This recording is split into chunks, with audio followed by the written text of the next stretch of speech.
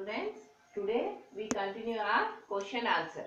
हमने बुक की सारी एक्सरसाइज कंप्लीट करी। कल आपने दो दो नाम लिखने देखे कि हर चीज के हमें दो दो नाम लिखने हैं, चाहे वो फल है, सब्जियां हैं, अनाज हैं, सबके हमने दो दो नाम लिखे। मैंने आपको बताया था कि ये कोई जरूरी नहीं है कि जो दो नाम मैं लिख रही हूँ आप भी वही लिखें। आप अपनी मर्जी से अपने शब्द भी लिख सकते हैं कि हमें किस चीज के बारे में बोला गया। अगर फूलों के बारे में तो आप अपनी पसंद के कोई भी दो फूलों के नाम लिखिए। अनाज है तो आप अपने पसंद के नाम लिख सकते हैं। ऐसा जरूरी नहीं है कि जो मैडम ने लिखा है आपको वही लिखना है। उसके बाद विलोम शब्द देखे। विलोम शब्द में तो हमारे पास और कोई ऑप्शन है नहीं, विलोम शब्द तो वही लिखना है जो उसका करेक्ट आंसर है। बस ये चीज ध्यान रखना है, जो आंसर है वो भी क्वेश्चन हो सकता है और क्वेश्चन आंसर हो सकता है।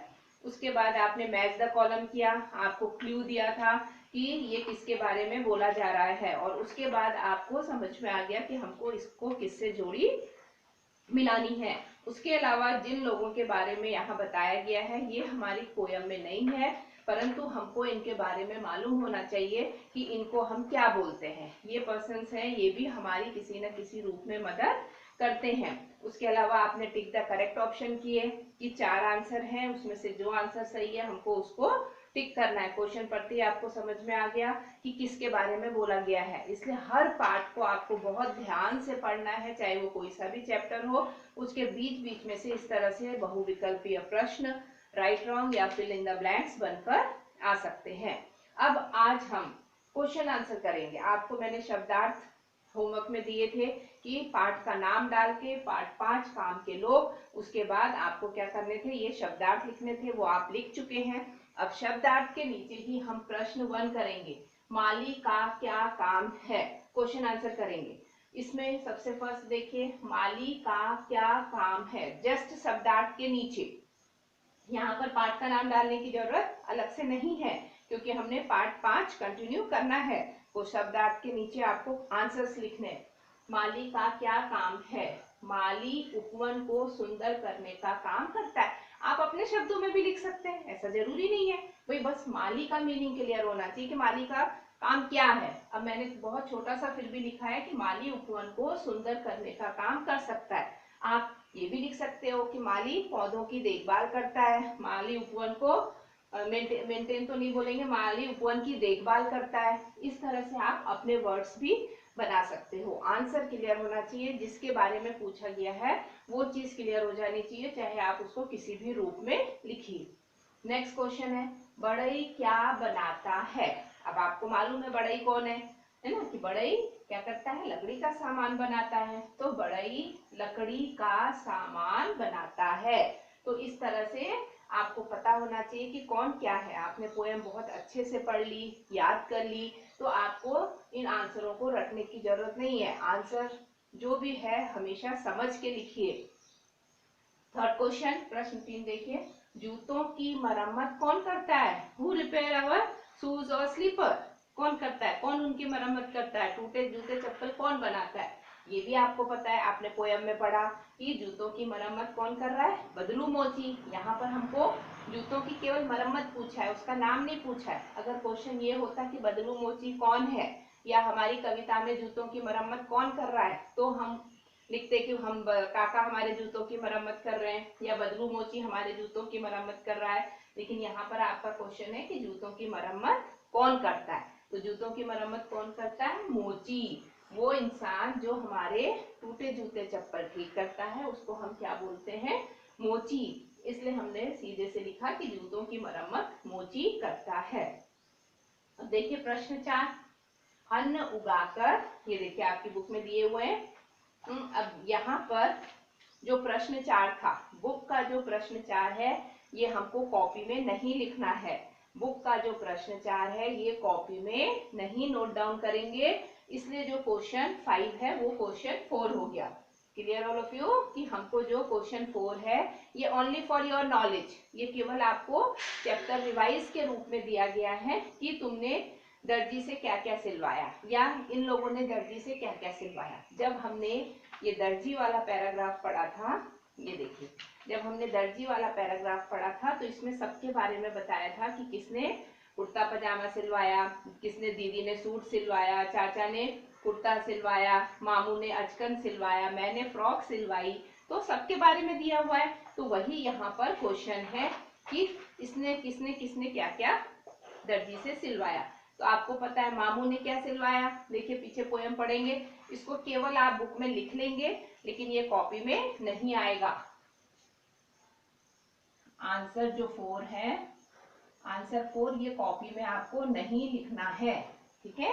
आंसर 4 कॉपी में नहीं लिखना है। It's for only your knowledge कि हमको पता है कि किसने क्या सिलवाया। जैसे मामू ने, आप यहाँ लिख लीजिए, इसको बुक में आप फिलअप करके लिख सकते हैं। मामू ने क्या सिलवाया, अचकन। उसके बाद कौन है, दीदी ने क्या सिलवाया, सूट, दीदी ने सूट सिलवाया। और फिर चाचा ने क्या सिलवाया, कुर्ता, कुर्ता। तो ये केवल आपके नॉलेज के लिए है कि हमने जब पोयम पढ़ी है तो हमको पता है कि किसने क्या क्या कपड़े दर्जी से सिलवाए। अब यहाँ पर ये नहीं पूछा है कि मैंने क्या सिलवाया। अगर इसमें लिखा होता कि मैंने क्या सिलवाया तो आप जिस तरह से हमने इन कपड़ों के नाम लिखे ऐसे ही आप क्या लिखते, सूट। जो गर्ल पोयम बोल रही है उसने क्या सिलवाया दर्जी से, सूट। तो ऐसे आपको बीच बीच में से आ सकते हैं। इसलिए पूरी पोयम को आज एक्सरसाइज कंप्लीट करने के बाद, क्वेश्चन आंसर कंप्लीट करने के बाद आप एक बार और फिर से पढ़ेंगे, लर्न करेंगे। तो इस टाइप से देखिए, जैसा ये क्वेश्चन 4 है ये हम कॉपी में नहीं नोट डाउन करेंगे, इसलिए जो उसके नीचे का क्वेश्चन 5 है वो क्वेश्चन 4 हो गया। Clear all of you. अब क्वेश्चन 5 है, अन्न उगाकर सब लोगों का पेट कौन भरता है। कौन अन्न उगाता है, फल सब्जियां अन्न सब कुछ किसान उगा रहा है, लेकिन यहाँ पर हमसे केवल अन्न पूछा गया है कि अन्न उगाकर, अन्न माने ग्रेन, अनाज, भोजन जो हम खा रहे हैं, अन्न उगाकर सब लोगों का पेट कौन भरता है। कौन भरता है आपको पता है, हमने इस पोयम में पढ़ा था, यहाँ पर हमने अच्छे से पढ़ा है कि अन्न उगाकर इतनी कड़ी मेहनत कौन करता है, किसान करता है। तो कोई भी क्वेश्चन ऐसा नहीं है बेटा जो आपको बहुत डिफिकल्ट लगे, सब कुछ हमारी पोयम से ही दिया है। और ये केवल एक तरह से 1 वर्ड आंसर है, केवल 1 वर्ड है। देखिए केवल एक वर्ड लिखना है। माली का क्या काम है, उपवन को सुंदर करने का काम है। बढ़ई क्या बनाता है, लकड़ी का सामान बनाता है। बस आपको एक मेन इंपॉर्टेंट वर्ड लिखना है, बाकी तो आपको आधे आंसर्स क्वेश्चन में मिल जाएंगे। जूतों की मरम्मत कौन करता है, जूतों की मरम्मत केवल 1 वर्ड है, देखिए मोची करता है। तो अन्न उगाकर सब लोगों का पेट कौन भरता है, अन्न उगाकर, पूरा क्वेश्चन लिख दीजिए, अन्न उगाकर सब लोगों का पेट, केवल कौन की जगह कौन हट जाएगा और उसकी जगह क्या आ जाएगा, किसान। अन्न उगाकर सब लोगों का पेट किसान भरता है। उसके बाद हलवाई क्या करता है। अभी जब हम पोयम पढ़ रहे थे मैंने आपको बताया था कि ये किसी भी रूप में क्वेश्चन आ सकता है। मिठाई कौन बनाता है, या जो मिठाई बना रहा है उसका नाम क्या है, या फिर हलवाई क्या काम करता है। यहाँ पर आंसर को ही एक तरह से क्वेश्चन में पूछा है कि हलवाई क्या करता है। अब आपको पता है, इसमें जब हमने पढ़ा हमको मालूम है कि मिठाई जो बनाता है उसको हम क्या बोलते हैं, हलवाई। जो मिठाई बनाने वाला है उसको हम क्या बोलते हैं, हलवाई। तो वही चीज है कि हलवाई क्या करता है। तो हलवाई क्या करता है आपको पता है, जो स्वीट बना रहा है, जो मिठाइयाँ बना रहा है, तरह तरह की मिठाइयाँ हम जो लेके आ रहे हैं वो बनाने वाला कौन है, हलवाई है। तो हम क्या लिखेंगे, हलवाई मिठाई बनाने का काम करता है। हलवाई क्या काम करता है, आपके क्वेश्चन में सिंपल लिखा हुआ है क्या करता है, तो हलवाई मिठाई बनाने का काम करता है। ठीक है। उसके बाद है हमारे काम आने वाले, ये देखिए हमारे काम आने वाले इन लोगों के प्रति हमारा क्या फर्ज है। फर्ज माने हमारी जिम्मेदारी, हमारी रिस्पॉन्सिबिलिटी, हमारी क्या ड्यूटी बनती है। जो ये लोग हमारे लिए मदद कर रहे हैं, वो जो किसी भी रूप में हमारी मदद कर रहे हैं, हम उनकी सहायता ले रहे हैं, तो हमारी क्या ड्यूटी बनती है, हमारा क्या फर्ज बनता है ऐसे लोगों के प्रति। आपने जब शिक्षा पढ़ी, मॉरल ऑफ द चैप्टर जब हमने पढ़ा था तब हमने समझा था कि हमारा फर्ज बनता है। फर्ज माने हमारा कर्तव्य, हमारी ड्यूटी, हमारी जिम्मेदारी, हमारी रिस्पॉन्सिबिलिटी, कुछ भी बोल दीजिए। तो हमारा फर्ज है कि हम इनके साथ मधुर व्यवहार रखें और इनके साथ अच्छे से बात करें, अच्छे से पेश आए। तो वही चीज है कि हमारे काम आने वाले इन लोगों के प्रति हमारा क्या फर्ज है। फर्ज है, हमारा क्या फर्ज है, और शॉर्ट में मैंने लिखा है, देखिए हमारा फर्ज है। मैंने ऐसे नहीं लिखा कि हमारे काम आने वाले इन लोगों के प्रति, इतना लंबा नहीं करना है, हमारा फर्ज है कि हम इनके साथ मधुर व्यवहार करें। मधुर माने अच्छा व्यवहार रखें और अच्छे से उनसे बात करें। ओके, कि ये जो क्वेश्चन आंसर है इसको आपको शब्द अर्थ के बाद कॉपी में उतारना है। और क्वेश्चन 4, जो क्वेश्चन 4 और आंसर 4 है, इसको हम कॉपी में नहीं करेंगे क्योंकि वर्कबुक जैसे यहाँ पर ऑलरेडी जगह दी हुई है। ये आपके सिर्फ नॉलेज के लिए है कि आपको याद रहे कि हाँ किसने क्या सिलवाया था। ये राइट रॉन्ग में आ सकता है या फिलअप में भी आ सकता है कि मामू ने डैश सिलवाया, मैंने डैश सिलवाया, चाचा ने डैश सिलवाया। तो इस तरह से आपको पता होना चाहिए, इसलिए इसको केवल बुक में भरेंगे, कॉपी में आंसर 4 हम नहीं करेंगे। जो आंसर 5 था इसलिए कंटिन्यू नंबर में उसको मैंने क्या कर दिया, 5 कर दिया। जो यहाँ पर 5 था उसको 4 कर दिया। तो वर्ड मीनिंग्स के बाद आपको ये सारे क्वेश्चन आंसर आज कॉपी में कंप्लीट करना है। तो इस तरह से हमारा लेसन 5 आज कंप्लीट हो गया। आपने बहुत अच्छे से समझ लिया कि हमारी इन लोगों के प्रति क्या ड्यूटीज हैं। दूसरी बात, जो भी एक्सरसाइज है बुक में, मैंने आपको बार बार रिपीट किया है कि ये सब एक्सरसाइज आप अपनी मर्जी से लिख सकते हो। ऐसा जरूरी नहीं है कि जो मैडम ने लिखा है बिल्कुल सेम वर्ड आपको कॉपी करना है। आपको आंसर क्लियर होना चाहिए, आप अपने शब्दों को भी यूज कर सकते हैं। और ये जो जिनके दो दो शब्द जो पूछे गए हैं ये भी आप अपनी मर्जी से लिख सकते हैं। बहुत सारे नाम हैं, ये तो मैंने आपको बस एक एग्जाम्पल के लिए दे दिया। इसके अलावा बहुत सारे ऐसे नाम हैं जो आप खुद भी कोशिश करेंगे और लिखेंगे।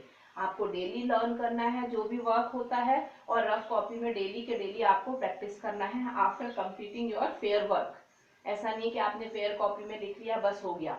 लर्न करने के बाद रफ कॉपी में आपको इनको उतारना है, क्योंकि ये सब्जेक्ट ऐसा बेटा जो प्रैक्टिस मांगता है। आप जितनी राइटिंग प्रैक्टिस करोगे आपकी राइटिंग इंप्रूवमेंट भी होगी, मात्राओं की मिस्टेक कम से कम होगी, और मात्राओं की मिस्टेक कम से कम होगी तो आपके मार्क्स भी अच्छे से अच्छे आएंगे, क्योंकि एक भी मात्रा मिस्टेक हो गई नंबर कट जाएंगे। इसलिए बहुत ध्यान से करना है। बहुत छोटे छोटे आंसर्स हैं, और जो आपको वर्ड डिफिकल्ट लगे उस वर्ड को डेली आपको 5 10 टाइम्स लिखना है और चैप्टर को रीड करना है। तो आज हमारा ये चैप्टर पूरा कंप्लीट हो चुका है। अब आपको ये ध्यान से करना है और इसको लर्न करना है। Okay students, thank you and have a good day.